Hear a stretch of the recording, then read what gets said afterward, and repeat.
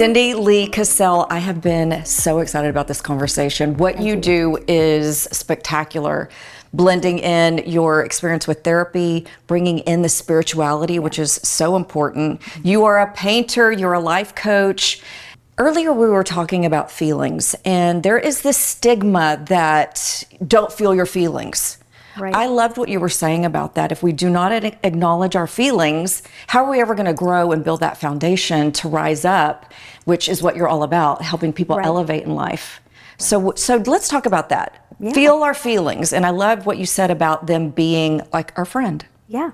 Feelings, I always tell people, don't put, labels on feelings. They're our friends. They're here to tell us something. They have a message for us. Mm-hmm. And so when our feelings come up, especially the negative feelings, those ones that are like anger or depression or anxiety, those are really just information. Yeah. So if we cannot judge those, but pay attention to them, then we can really learn something and know how to, move with that information.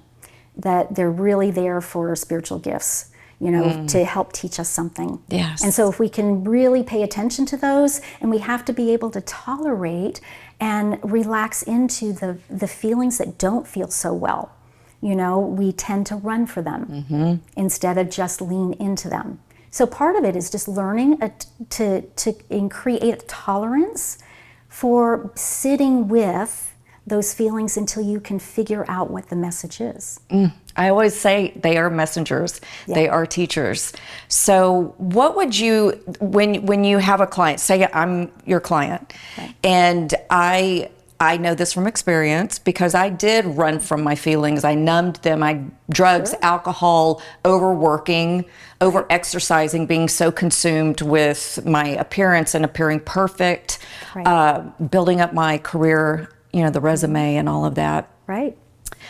When you start off and someone really is ready to do the work, but they're having a hard time feeling the feelings, what is that first step that someone can acknowledge, sit in it, and do something constructive to manage?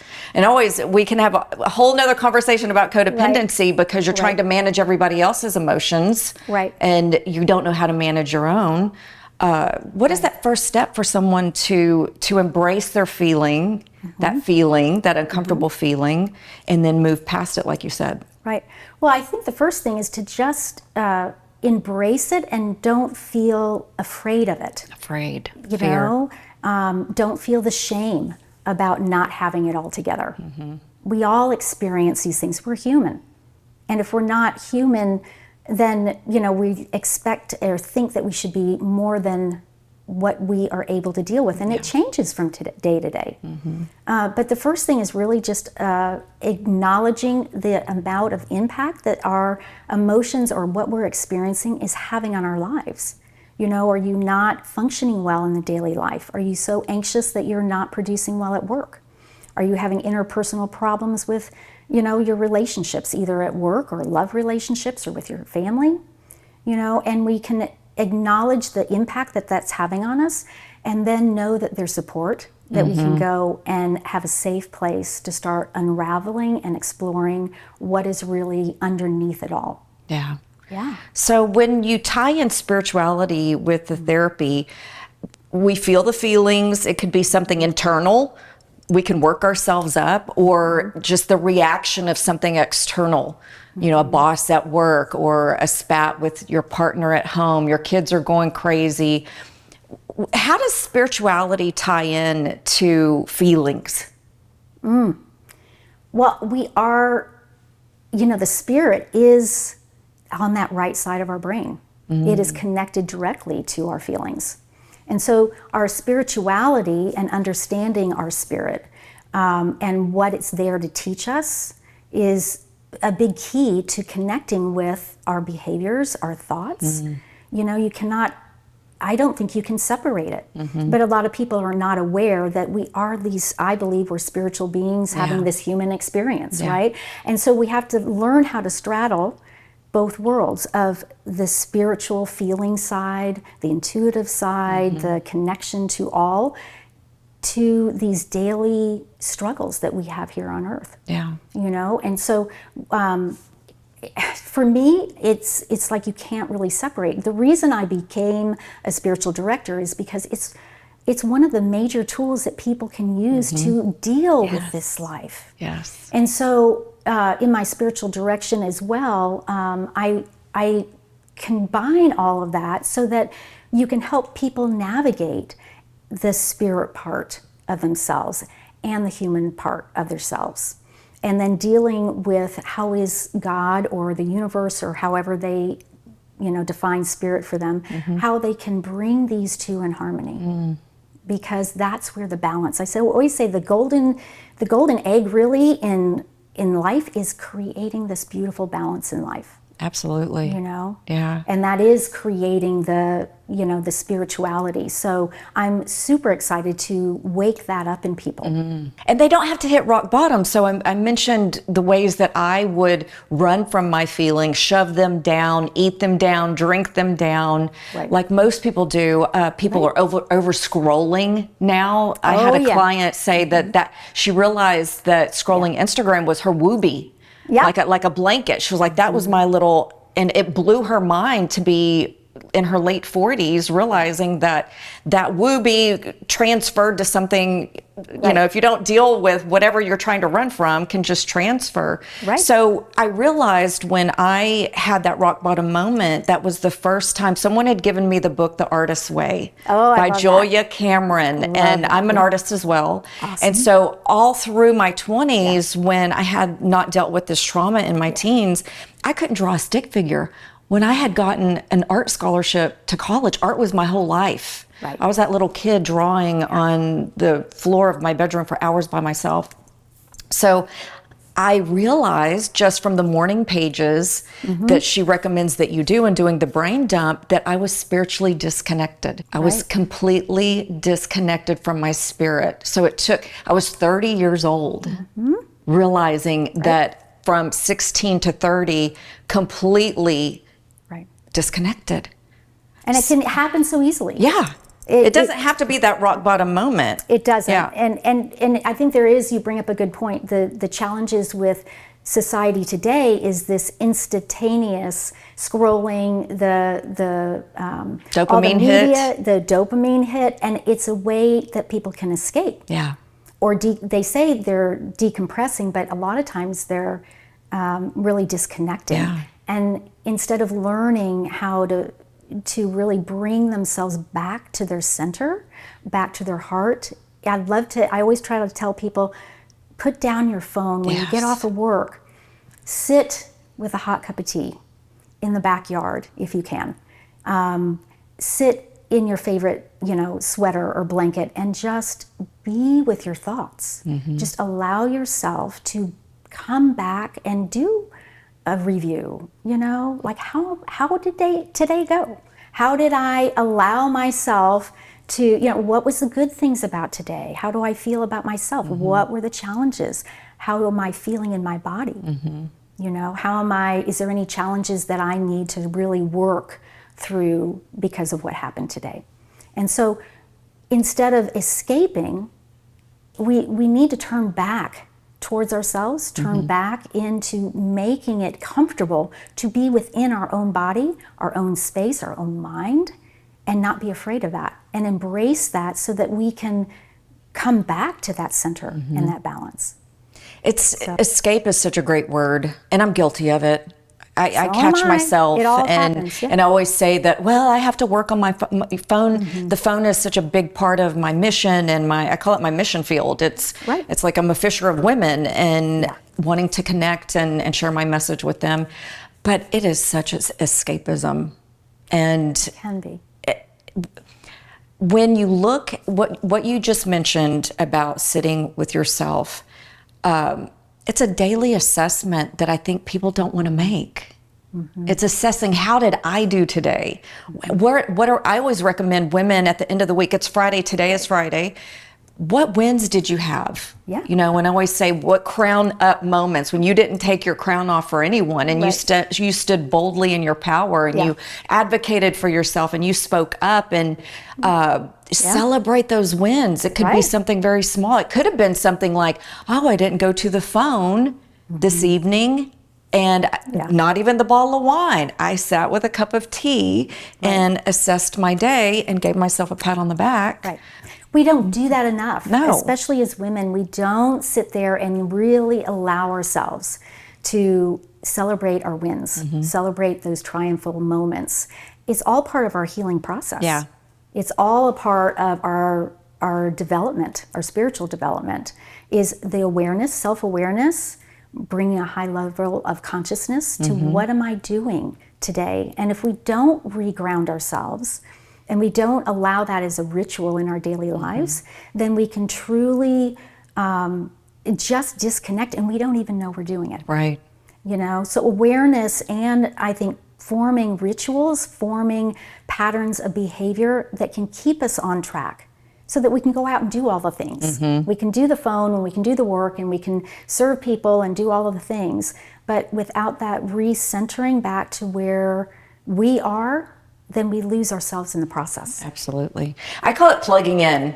I have to do this. They've heard me say this a million times. In the morning, I need a lot of God and a lot of coffee, because I was back then prescribed the cocktail of antidepressants, then the anti-anxiety medication that the antidepressant gave me more anxiety, and then Ambien to go to sleep.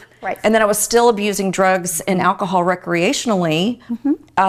So doing life without any of that now, I have to have those morning practices where I call it, it's your power. It's your power VIP session with God and yourself. And then, like you said, you can go out and navigate the world. What I always say, it's like Neo in Matrix when he's like getting the, and it's that slow motion where he's bending back, and women can roll with the punches. So the thing that I love about what you're doing is that science of the mind and the spirituality, so that is I hear harmony in what you're saying. There's a harmony there, that if that power plug, you're disconnected, you are not going to be able to navigate all of the things coming at you, or inside your home with little children, if you're in that season of raising kids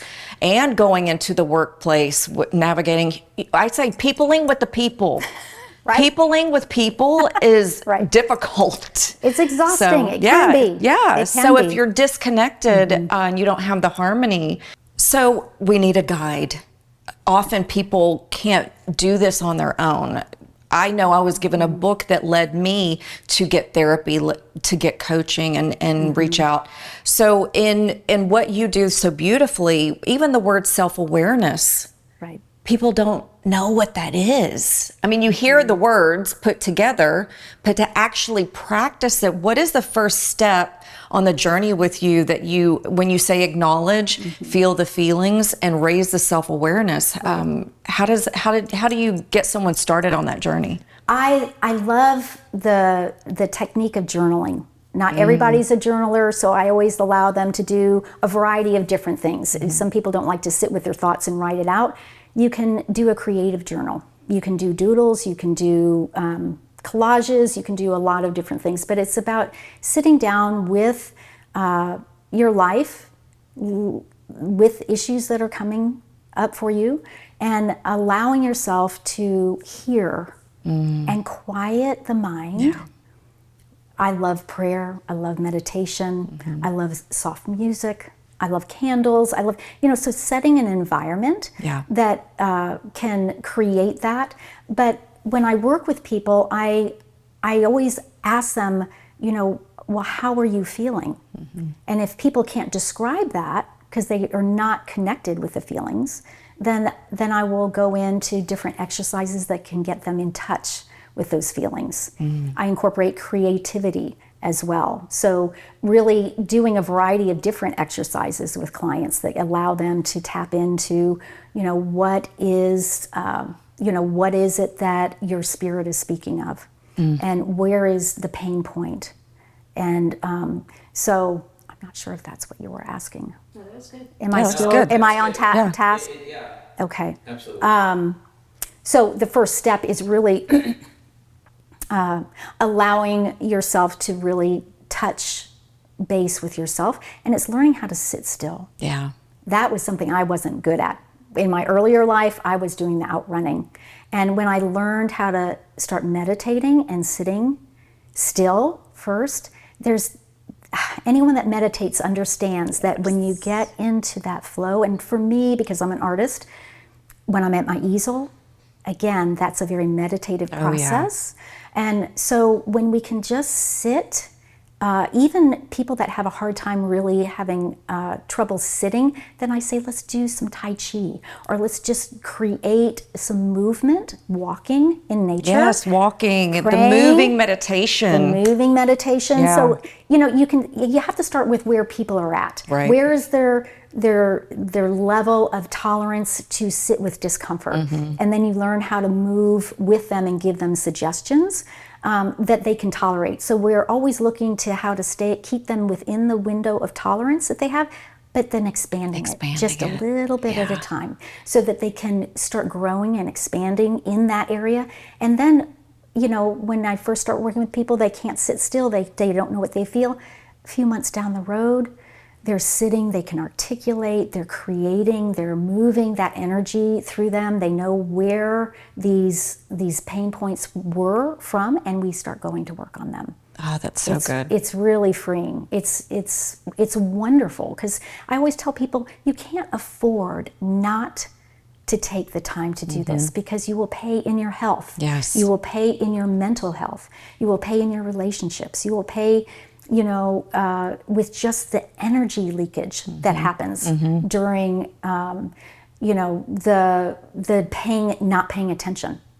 And so it's super important that people learn that they can free themselves. It doesn't have to be this hard. They have the key. That's what it always felt like. They do. We have the key. But sometimes they need they need the ideas of how to get the key and how to use it all as the key. Or they don't even know they're holding the key. Yes, it's so true. So many people, I think, are not aware of the thoughts create everything. And the great thing about that is that you don't need to have anything change in your outer world, and you can change everything right here. Yes. And then things in your outer world will start changing, because it's from the inside out. Yes. Is where the key is. It's when you use the word freeing, freedom is everything. And I know in my own life and just seeing other women, the bondage, the kind of mental slavery that we're living in. And so with creativity and movement, you're talking about the overall wellness. Right. So do you believe, this is a conversation I've been having a lot, the autoimmune disorders are rampant. Right. I don't know if it's because we have social media and we have different health gurus and doctors talking about it, but I am just hearing more and more women, younger women, the endocrine disruptors to the trauma that isn't healed, the nervous system dysregulation. Can you speak on that, just with your work and the healing, the autoimmune disorders, and the when you said mental health or your physical health? I just believe my mother-in-law had a really severe autoimmune disorder. My mom has an autoimmune disorder. I know both of their backstories, unhealed trauma. Right. What can we do to educate people? Educate women especially, because I know autoimmune disorders are more prevalent in women. Absolutely. One of my passions is to start educating people on this. We have everybody in the world, if you go through life, will collect what I call these mini or micro traumas along the way. It doesn't mean that they have to have a life and death encounter, but being bullied on the playground, or watching mom and dad fight, or being made fun of, or switching schools a lot when you're young and having to fit in over and over again. These are traumatic little experiences that get stored in our mental neural network. And if we don't address those and the issue is that many people don't know that they are storing these, and they become, over time, solidified into belief systems, and oftentimes negative belief systems about ourselves, about the world, and how we fit into the world. And so these negative beliefs are where the power to unlock some of this comes from. And so some of the work that I am doing is helping people understand that these experiences, if they were powerful, and most people will start completely remembering these things in detail 40 years later. Yeah.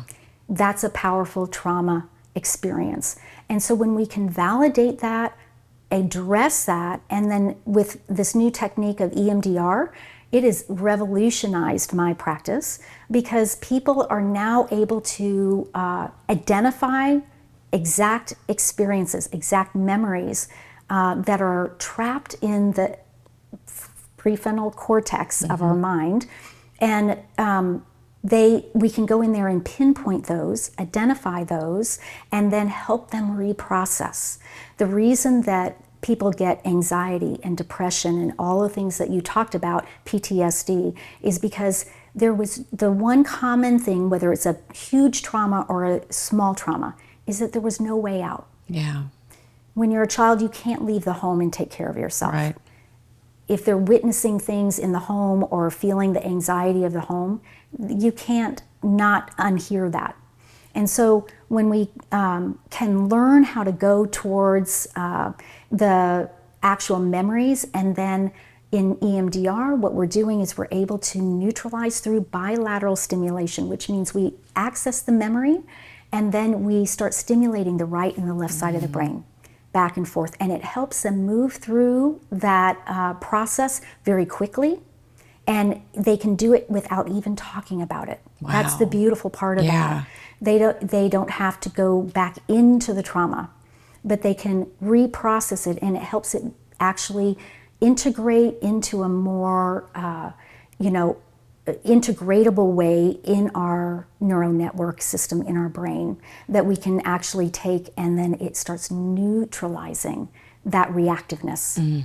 And so they don't have to keep reliving it. What was once a very traumatic and emotionally escalating event, they can go back and they can talk about it, they can remember it, but they don't have any emotional charge over it anymore. Yes. And then once that's neutralized, we can go back and do the same bilateral stimulation and actually rewire a positive cognition.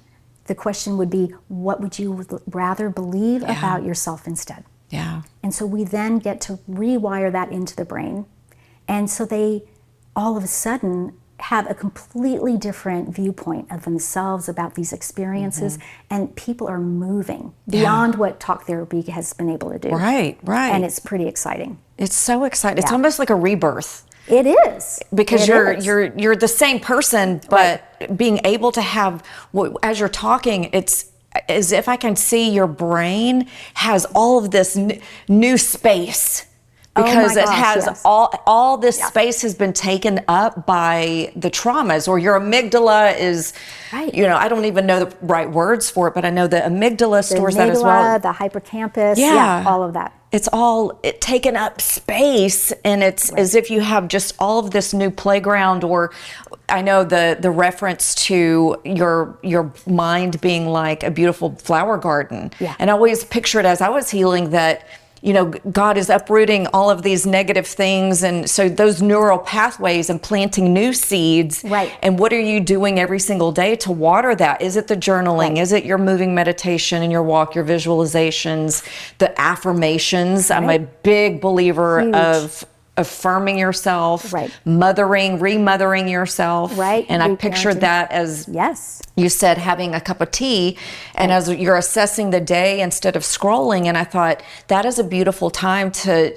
maybe someone didn't have a mom that really cared about, how was your day, honey? Right. when you Right. came home from school Oh, yeah. because there was chaos in the house, but just having that process with yourself and remothering yourself or being your own best friend and saying, hey, how did your day go? Right. But you're talking to yourself. So you Right. now have this space to actually do that. So that means that with this new passion and purpose that you help people get Right. to in that higher level of self-actualization, Yeah. how fun. It's so much That's fun. when the fun starts. It's so much fun. Yeah. And it's so exciting to see people transform. It Yeah. is like a flower, like a tiny rosebud just opening up. And it is, it's just so exciting. That's It what I is. love about my work. It's so exciting because you get to see the transformation and it's there. It's there for everyone. It really is. People go, well, I don't think I can do this. I don't know if I'm going to really, I don't even have any memories of these things. And I said, just trust me. Yeah. And they go through the process and things start floating up and people are like, I haven't thought of that since I was 12. Exactly. And it's taken up so much space in their brain. There's so much stuff that they're unloading. They feel lighter. They don't respond to the world in the same way. Right.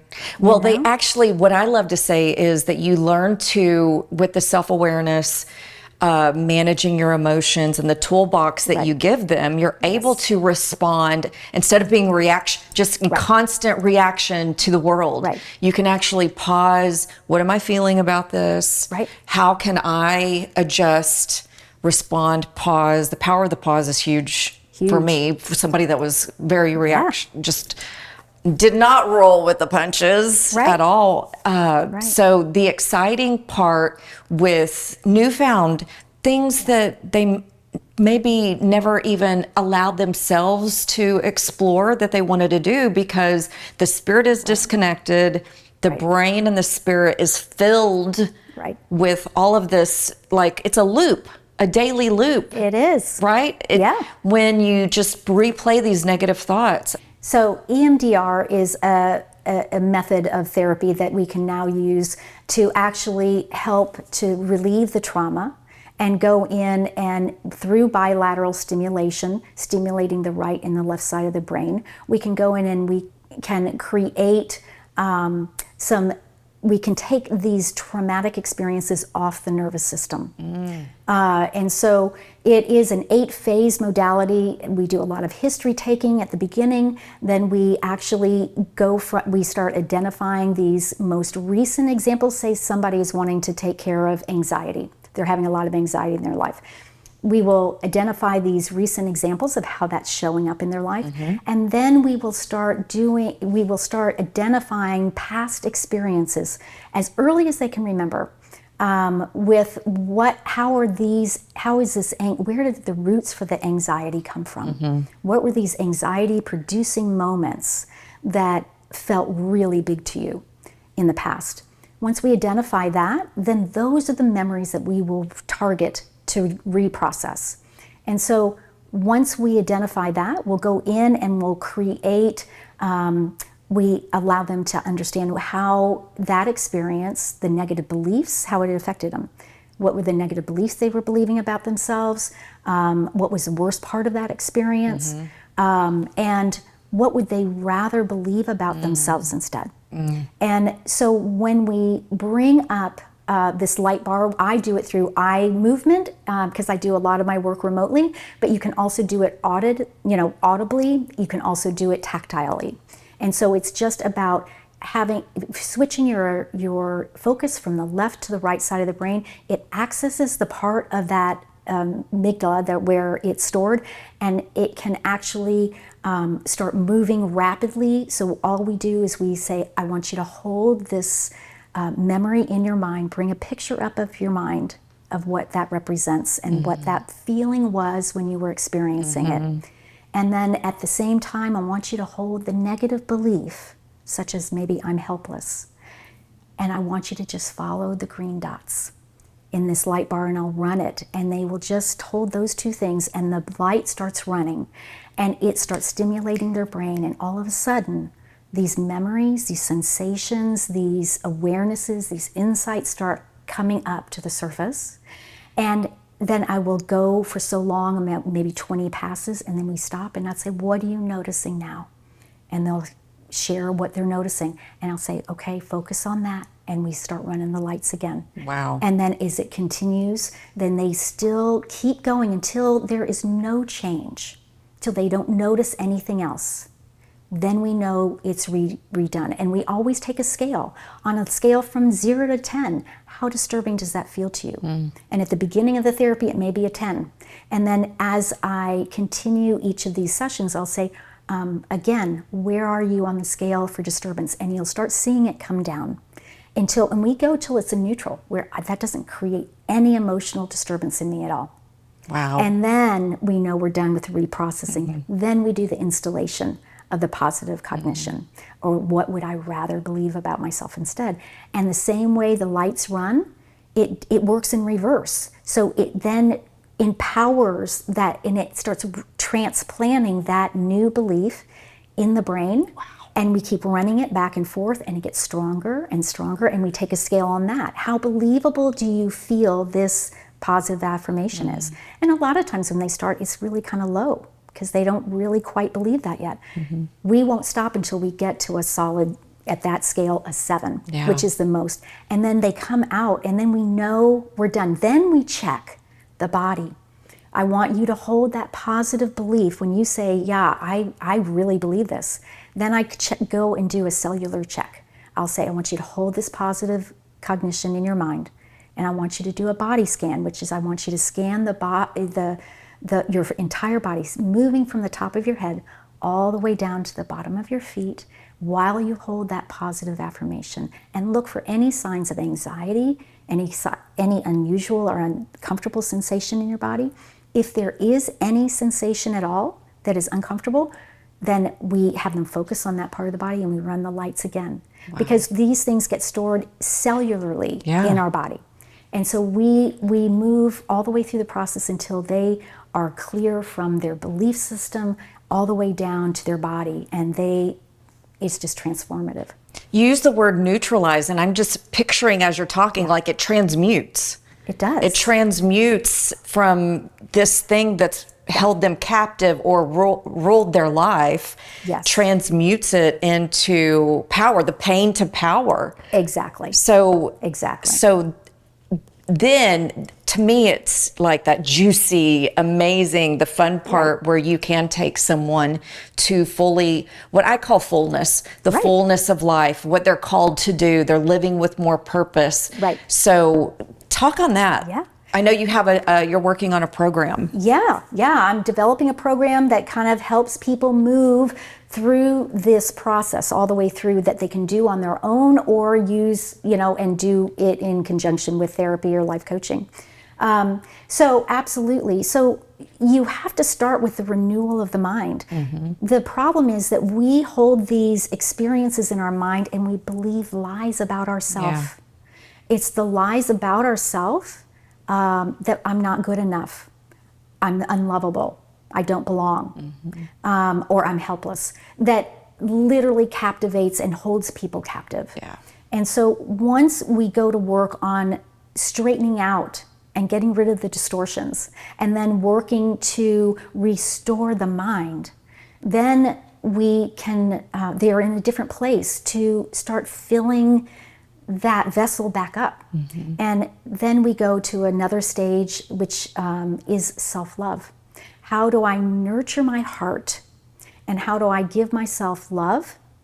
What does that look like? Some people have to learn how to love themselves. It sounds so contrite, but it's so true. So true. Especially if you've not had that modeled for you. And so we can learn how to nurture, love ourselves, build our self-esteem from the ground up. Then once we are filled, then we go to another phase of looking at creating a grander vision for your life.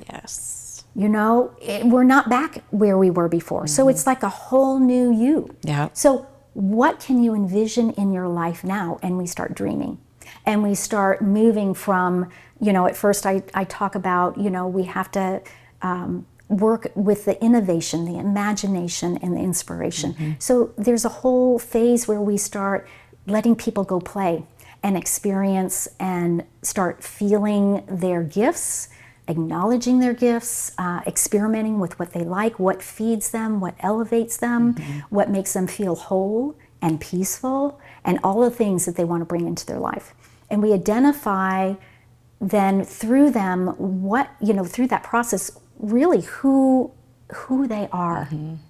What I call the true you. And whose they are. Yes. The true you. Yeah. Yeah. And then we start bridging the heart with the spirit. Yeah. And so that fourth phase that I then will bring them through is learning how to align your heart and your soul. Yeah. And really creating a plan. How do we then move towards, how do we build and become all that God had created us to be?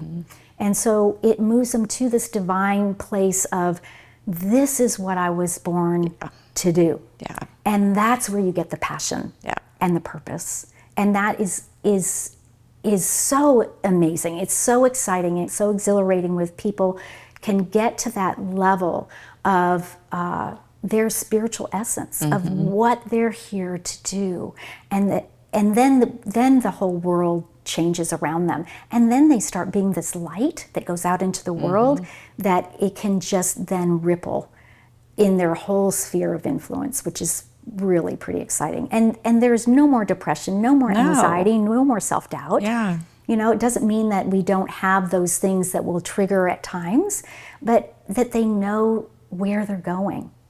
And that's pretty exciting. That's when we get to the self-actualization. Right. And that's what gets you out of bed in the morning. Exactly. Yes. I mean, I've lived on and off depression for years, and I know that feeling of doom and gloom. And you wake up and you hadn't had a drop of alcohol the night before, but you just feel hung over from the mind crank and the anxiety. The overcognition wears you out, the overthinking. Right. So to have the freedom, to me, this is part of your contribution to the world, because the more healed everyone is, I mean, on a spiritual level, there's so much oppression trying to keep everyone depressed and anxious, so that they can't rise up to that level to bring more light. Absolutely. So what you're doing, in a nutshell, what I do with women, it's so similar, is truly healing the world.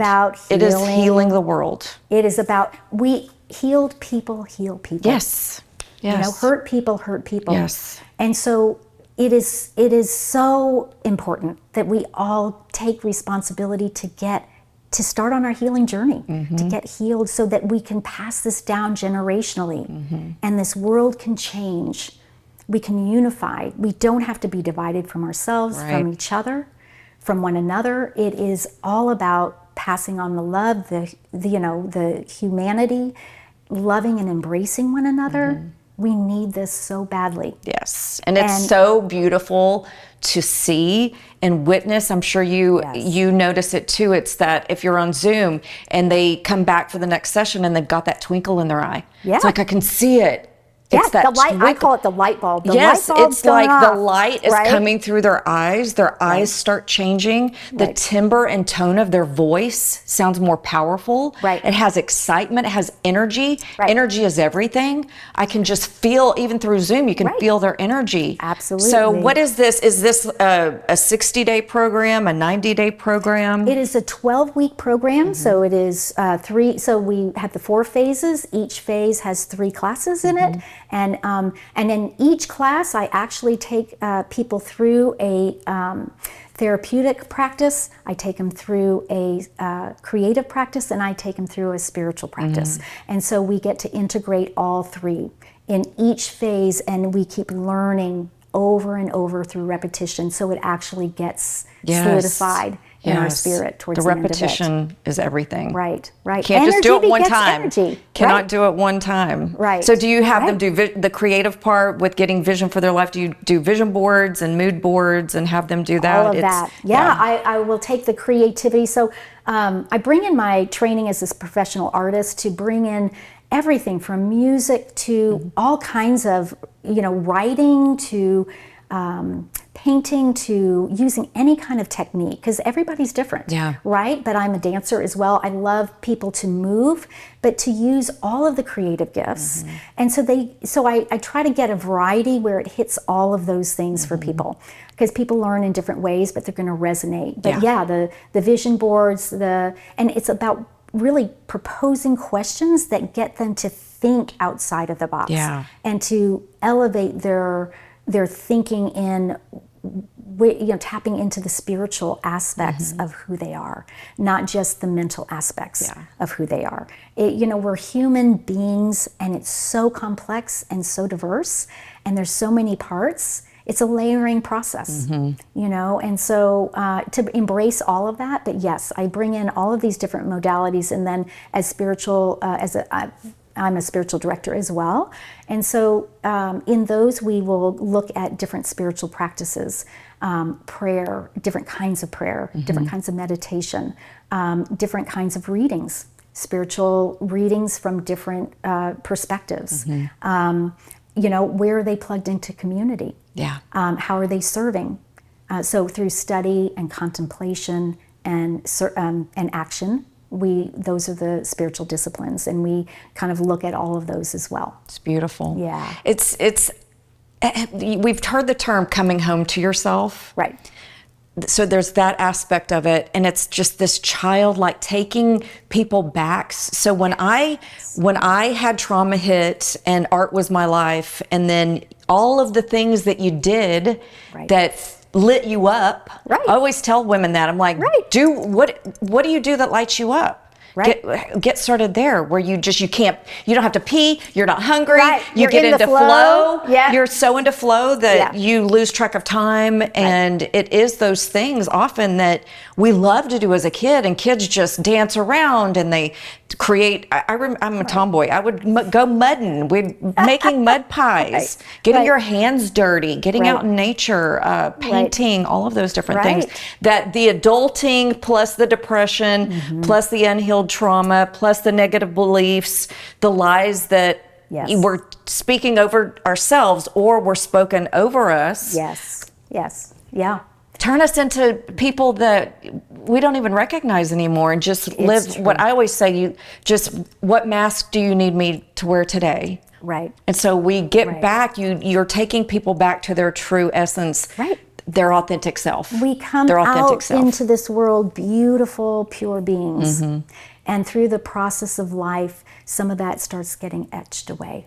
And that is the part of the human experience. And part of, I think, the journey as our human existence is to get back and return to the beauty and the purity and the authenticity and the expression of a simple child. It's beautiful. It's very powerful. And so we have a lot of unlearning to do. And so it's about, we spend our life learning, and then when we start becoming more aware, we then start choosing and picking, what do we need to unlearn? So that we can find that true balance and really come back to that creative, beautiful, spiritual being that we are. Inspiration means in spirit. Absolutely. So that goes back to being disconnected. And same thing. So crazy to go so many years not doing the things that in your spirit as a child you completely forget, you put on the back burner. So what you're doing, it truly is helping to heal the world. So thank you for that contribution. It's my privilege. It's and it's beautiful. Such a joy. Life needs to be fun. Life needs to be joyful. Life needs to be, beautiful and peaceful. And you don't have to, you can be free and return to all of that. So thank you for the work that you do. It's been a beautiful process to watch all the work that you're doing, and it's just so needed. I'm excited to be part of it. So when you're talking about EMDR and the modalities, I wanted to ask one more question. So cognitive behavioral talk therapy, this is so good for people that it actually, years and years of talking about the same things over and over just keeps them it works for a lot of people, and then they move on. They've gotten it out because they buried it. They haven't talked about it. Right. That works for many people, but this other modality that you're using, it just seems so powerful and quicker. It is. So people can move on and get to that place of purpose and fulfillment. We're all meant to, people think, oh, well, I don't have a purpose. I don't know living a purposeful life every single day on purpose is living your purpose. Awesome. I tell some women, I'm like, you know what? The human being, what you were, the essence, we've become human doings. Right. What if you just go in your beautiful light and energy and you don't have to do a thing? You don't have to say a thing. Right. You don't have to perform. Right. Just your presence. Right. Right. Exactly. Just your presence is helping to heal someone just by sitting with them. Right. People need to know that they have a light and a beauty inside of them. It's already there. They don't have to go find it.